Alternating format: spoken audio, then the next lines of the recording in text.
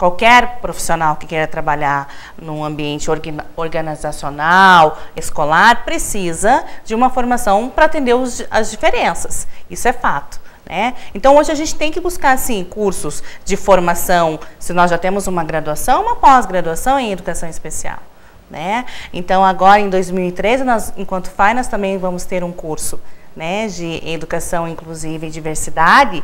Inclusão e diversidade, que também vai nos ajudar a entender o funcionamento dessas crianças, dos aspectos legais, o que a gente pode interferir legalmente no ambiente público, no ambiente público-privado, desde a educação infantil, porque eles estão lá, eles não brotam do asfalto a qualquer momento. Eles estão nas nossas unidades escolares, desde a educação infantil e até a educação de jovens e adultos. Então, como que a gente vai permear isso? Então, uma formação específica se faz necessário, sim. Vai dar todo o subsídio? Não. Aquilo que a professora Mônica colocou. A nossa experiência conta muito também. Porque nós, enquanto psicologia, fono, pedagogia, nós somos especialistas em gente. Independente da sua condição. Mas enquanto especialização, ela vai abrir os nossos olhos para outras possibilidades. Então, essa pós-graduação em 2013 vem a somar, porque ela vai trabalhar a questão das altas habilidades de superdotação, porque o nosso olhar é para a dificuldade. Então, uma deficiência intelectual para a pessoa que é cadeira de roda, mas e as pessoas com autismo que estão em OGI? Síndrome de Asperger, mas o que é isso? Transtorno de conduta. Pessoas com comportamentos inadequados, que talvez não se fixem no emprego. Puxa, eu vou entender, eu enquanto gestor vou buscar uma pós-graduação para que eu possa trabalhar melhor e entender. Não me dá subsídios eu tendo somente educação especial. Eu tenho que conhecer de gente, mas a formação abre as minhas possibilidades. Valida, inclusive, pela graduação, pela certificação, pelo diploma. Pelo diploma também, Valida para que essas pessoas sejam formadas, educação inicial, a formação inicial, mas a partir daí também vale muito, como vocês estavam colocando, a experiência, a vivência de cada um. E assim, dentro da... vou falar pela rede municipal, a gente investe muito na questão da formação e capacitação, então aquela capacitação continuada. Então tem temas ou tem discussões dentro da escola que estão polemizando ou que estão sendo difíceis para aquele educador, professor. Então vamos pensar num projeto de curso, vamos oportunizar vagas para que esses professores se capacitem, e se sintam mais seguros na sua prática diária, porque esse é o diferencial. Não é eu ficar com um discurso de que eu não sei. Eu não sei como lidar, eu não sei como trabalhar. Então, assim, dentro do que o sistema pode fornecer, eu vou buscar, eu vou me capacitar, eu vou buscar uma formação, eu vou me instruir, vou me instrumentalizar, para que eu possa atender da melhor forma possível e com qualidade aquela criança que está ali. Ou seja, porque ela tem todos os direitos como as demais. Mas ela só vai poder exercer esse direito se as condições que eu, enquanto gestora, educadora, enfim, posso oportunizar para elas. Mas para isso eu preciso conhecer, para isso eu preciso me especializar, eu preciso buscar formação, preciso me capacitar. Eu até, Karen, concordo com o que foi falado, e eu iria um pouquinho mais além, no sentido de que outros cursos também deveriam ter acesso a algumas informações básicas, justamente pelo que a gente falou. Se o desafio hoje das pessoas é justamente a falta do conhecimento, que a gente pudesse levar para essas pessoas também esse conhecimento.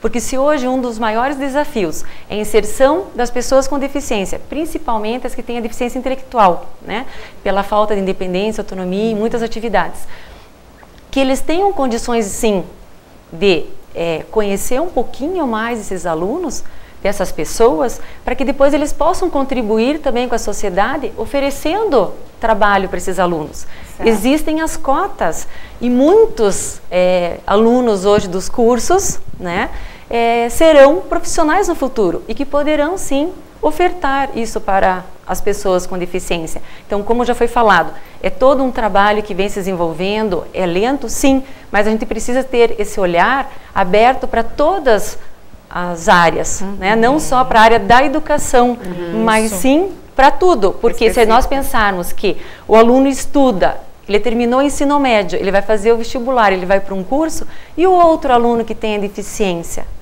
como que fica? Ele também vai conseguir faculdade, não vai?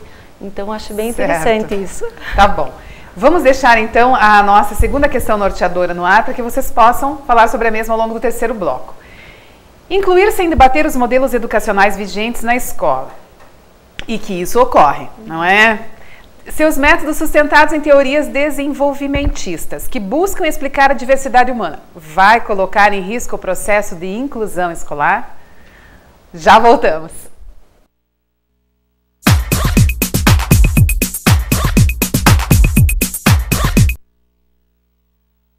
O maior patrimônio de uma nação é seu povo. E o maior patrimônio de um povo é a educação que ele recebe e que transforma em progresso. É por isso que todo educador assume um papel-chave.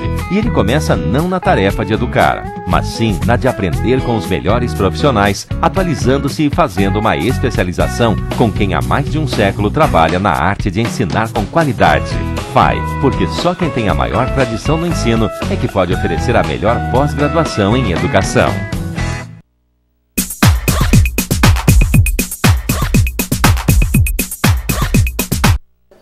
Voltamos para o terceiro bloco e o último do programa de hoje, que tem a ver com a inclusão especial na educação. Deixamos no ar a segunda questão norteadora, que é incluir sem debater os modelos educacionais vigentes na escola. E todos os modelos sustentados pelas teorias que buscam explicar a diversidade humana. Vai colocar em risco o processo de inclusão escolar? Sim ou não? Então, como vocês veem essa questão? Por favor, quem gostaria de começar? Eu acho assim, que é importantíssimo a gente avaliar, estudar, conhecer. Por quê? Porque o aluno precisa das adaptações, das flexibilizações. Nós temos que envolver todos. Então, a família, o próprio aluno, os professores, a equipe. Eu acho que é interessante ter uma equipe de profissionais de áreas diferentes para auxiliar também, assim, a conversa com profissionais que atendem esse aluno fora do espaço escolar, para que a gente tome sempre a atitude correta para aquele aluno, porque às vezes o que é adequado nesse momento pode não ser daqui a um período, né? Então vamos citar, hoje para um aluno é recomendado que não corrija as trocas fonoarticulatórias, porque ele está sendo trabalhado ainda. Talvez daqui a um período ele já sanou essa dificuldade e sim, a escola vai poder considerar o erro naquele momento. Além disso, eu cito daí o caso do Bom Jesus, né? Nós temos também acesso com a Secretaria Estadual de Educação, sim, em muitos casos, justamente para deferir esses processos quando necessita de adaptação curricular, de conteúdos adaptados. Então, eu acho que assim é um estudo que não envolve só aquela escola e aquele aluno, mas ela é muito mais ampla. Sim. E na verdade, assim, o que a gente busca, né, eu enquanto professora de pós-graduação da FAI, o que eu sempre digo para as meninas que estão, para os meus estudantes, é que a gente tem que sair do senso comum e buscar a cientificidade. Né? Então, quando essas teorias vêm a somar a nossa prática diária, a nossa prática de atuação, ela só tende a melhorar, porque daí você fala aquilo com cientificidade, né? Você sai daqui, puxa, eu acho que as coisas funcionam dessa forma. Eu acho que se eu fizer uma adaptação curricular para essa criança vai funcionar. Não, eu tenho certeza, porque eu tenho um respaldo, né, científico, que isso vai fazer o diferencial para esse meu estudante. Né? A avaliação, hoje a gente tem avaliação processual, né? Então temos algumas provas institucionais, temos também, mas como que isso se dá no contexto? Como que a gente pode organizar isso? Né? Sem uma fundamentação teórica, não se sustenta. Né? Então o que a gente busca é cientificidade para que essa inclusão seja verdadeiramente aconteça. Né? Para que a gente não saia falando sandices muitas vezes do que, porque a pessoa especial não aprende, porque não adianta ela vir para a escola, né? O lugar dela não é aqui, O lugar dela é na escola, sim, como as demais crianças, né? Por isso que a gente institui a inclusão responsável, né? Não é a todo e qualquer preço, né? Então, quando essas crianças estão em inclusão escolar, a gente busca essa cientificidade e essas teorias para balizar o nosso trabalho realmente. Enquanto profissionais da área da educação, né, os gestores, a gente tem que instrumentalizar a equipe. Sim, né? Até porque, em conversa, por exemplo, com um neurologista, em alguns casos, ele vai dizer a importância do medicamento para aquele aluno. Você vai analisar com a fonoaudióloga a importância de outra atividade para aquele mesmo aluno. Então, cada um vai trazer da sua área o que é relevante para atender as necessidades daquele aluno. E aí, assim, vai acontecer uma inclusão com qualidade, com responsabilidade. E é essa rede de apoio, né, Karen, que a gente sempre prima, né? Porque nós, enquanto especialistas educacionais e esses especialistas clínicos, porque essa criança tem uma condição diferenciada e ela precisa, né? Então, quando a gente fala dessa rede de apoio, é para justamente fortalecer a esse indivíduo, né? Então, a gente precisa, sim, trabalhar dentro desse contexto científico para que esse indivíduo se fortaleça na sociedade. Aí a inclusão acontece, né? Sim. Acredito eu. Esperamos nós, né? Sim. Karen, então,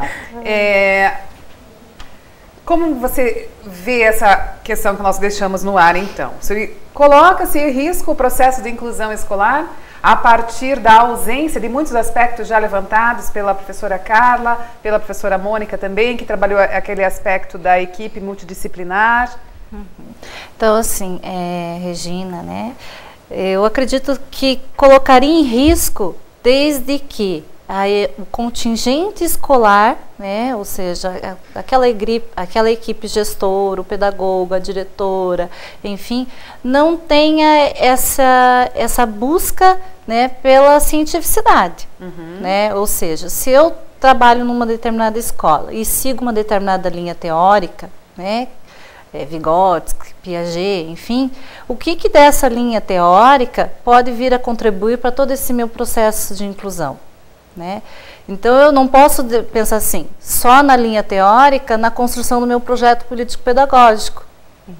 Daí só vai ficar no papel, né? Porque são linhas teóricas excelentes, né? Vygotsky, Piaget, Emília Ferreiro, enfim, são, né, excelentes. Só que se ficar só no papel, em nada realmente vai contribuir, né? Porque fica só no papel. Na minha prática do dia a dia, eu não vou ver a relação que tem a questão das fases do desenvolvimento que Piaget cita, a questão da zona de desenvolvimento proximal que Vygotsky coloca, o trabalho de metodologia, né, da Emília Ferreira, de trabalhar por grupos de trabalho, né, porque está só no papel.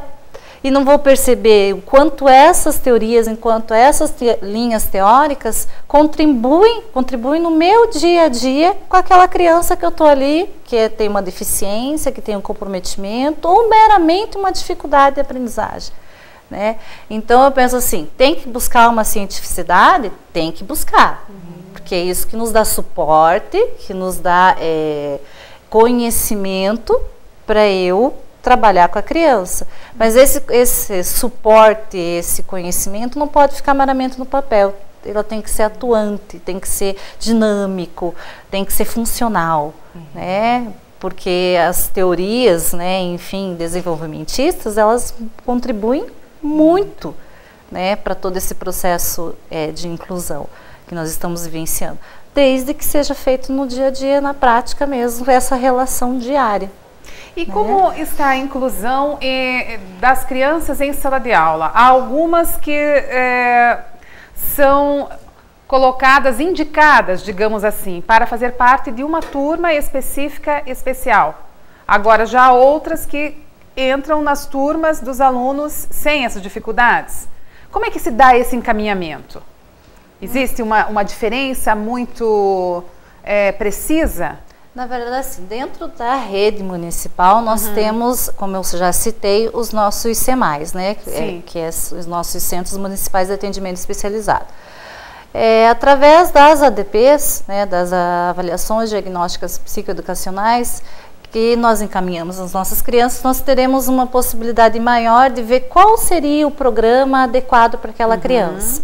Né? Nós ainda temos questão de classes especiais e salas de recurso. Para os casos mais graves, é isso, Karen? Então, as classes especiais são para as crianças que tenham deficiência intelectual, né, leve. Então, dependendo do que dá no resultado dessa EDP, feita dessa avaliação. Que é realizada pela equipe multidisciplinar, psicóloga, pedagoga, as professoras também, né, enfim. Certo. Né, então, assim, dependendo do que dá nesse resultado, é feito o encaminhamento para um determinado programa de atendimento para essa criança. Então, assim, não é assim, eu acho, né? É toda uma rede de apoio, um trabalho em conjunto, né, de avaliação, enfim, que vai dizer, ó, essa criança terá maiores possibilidades, né, de avanço acadêmico e, né, enfim, em geral, se tiver num determinado programa. Né?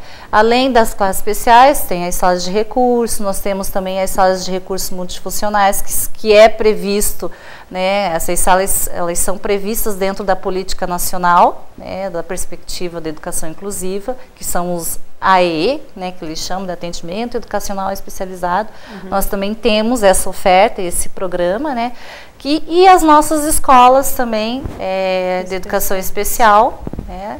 Que também podem vir atender esses nossos estudantes. Então, assim, depende da forma que eu estou investigando, da forma que eu estou avaliando e as condições que essa criança me demonstra para eu encaminhar para o programa que terá, né, que ela terá maiores condições de se fortalecer para a questão de aprendizagem acadêmica em si. Essa avaliação geralmente ocorre logo no primeiro ano, ou nos anos iniciais escolares? Em geral, dentro da nossa rede, são nos anos iniciais, né? Então, assim, nós, a partir de 4 anos, nós já podemos estar fazendo esse tipo de avaliação, né? Mas, embora a criança precise estar matriculada na escola. Isso. Então, na verdade, eu acho que precisa ser dito, né, Karen, é que a